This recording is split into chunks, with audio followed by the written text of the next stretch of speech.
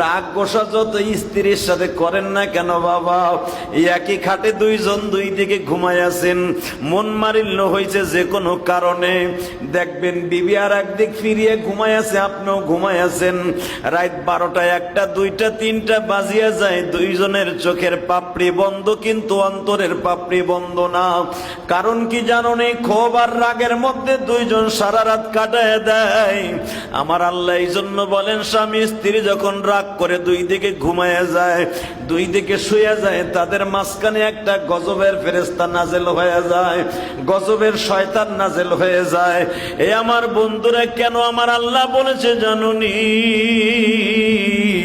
স্বামী স্ত্রীর ভিতরে মেম প্রীতি ভালোবাসা, এটা আমি খোদাই প্রদত্ত, এটা গড গিফট।